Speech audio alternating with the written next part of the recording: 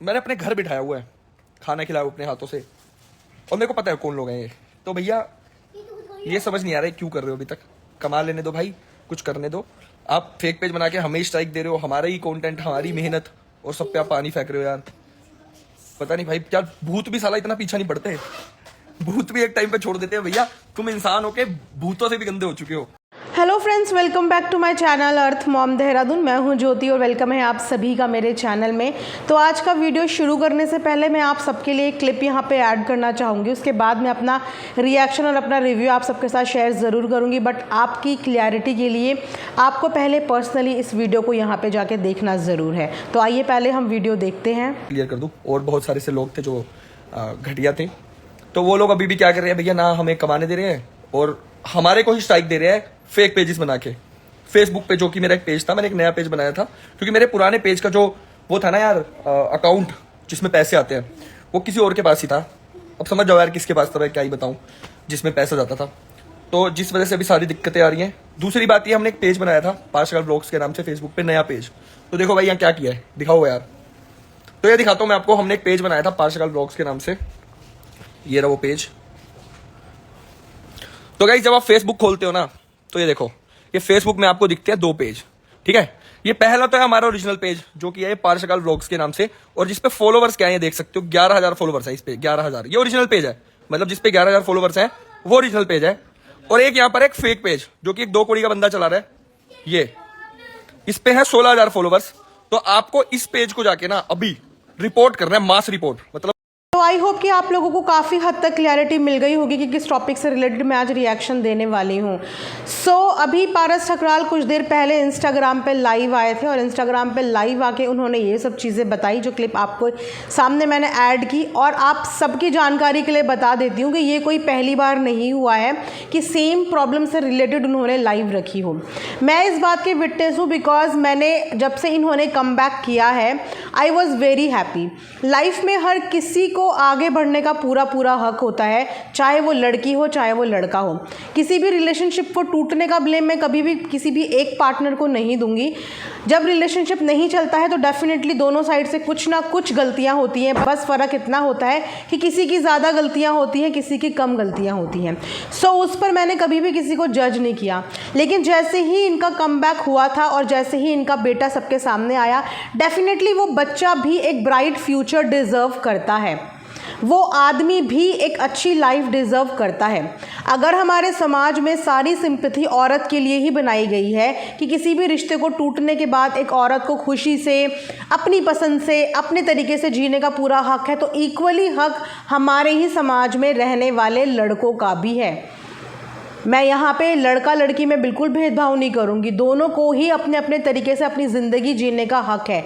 लेकिन यहाँ पे एक बाप ने अपने बेटे की जिम्मेदारी ली है, और जितने भी पेरेंट यहाँ पे ये वीडियो देख रहे होंगे वो समझ सकते होंगे कि एक छोटे बच्चे की जिम्मेदारी एक कितनी बड़ी जिम्मेदारी होती है, वो भी तब जब आप एक इतनी बड़ी प्रॉब्लम से बाहर निकल के आए हो।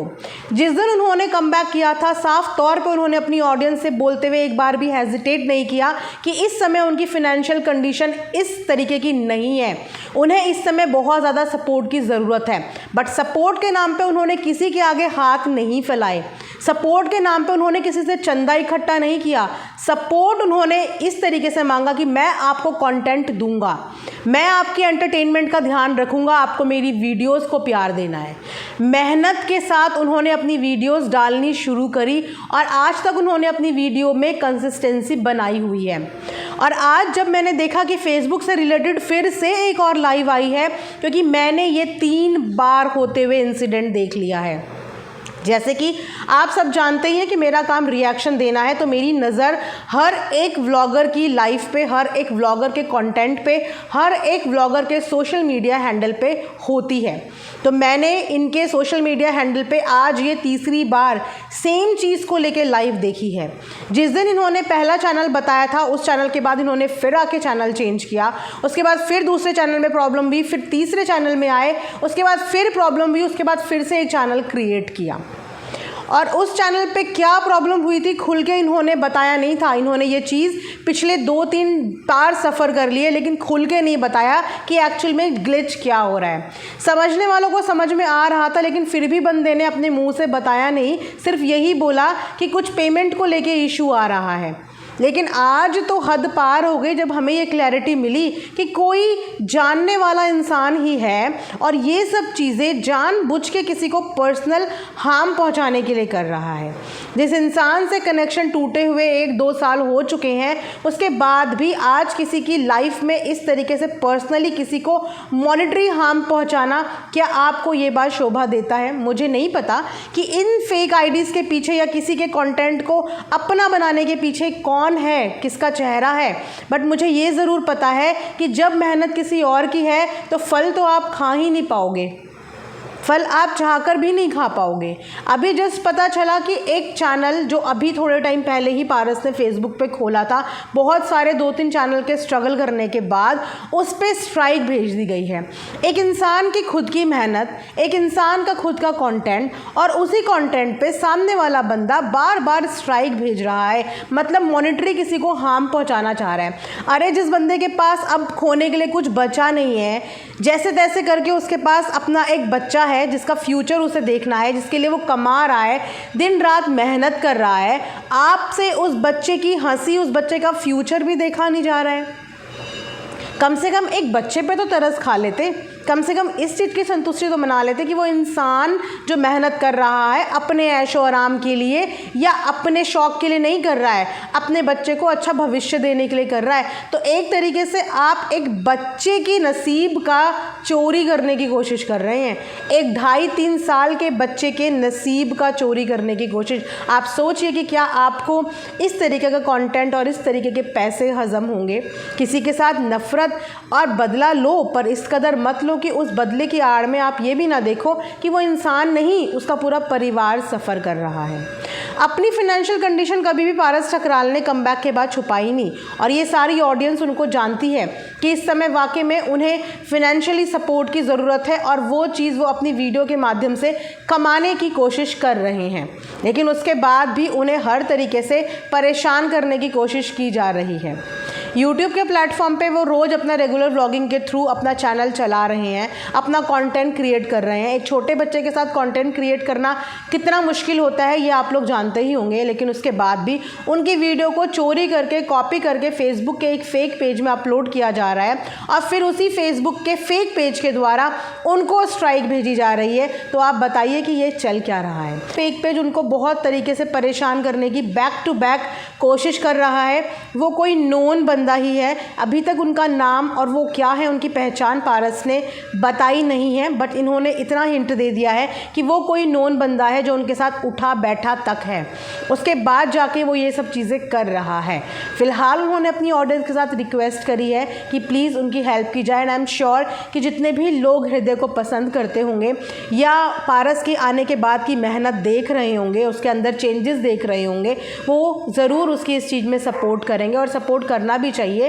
कंटेंट क्रिएट करने का इतना शौक़ है तो प्लीज़ अपने आप का कंटेंट क्रिएट कीजिए, अपनी मेहनत दिखाइए। किसी की चोरी भी कर रहे हो, उसके बाद उस चोरी का किसी को सज़ा भी दे रहे हो।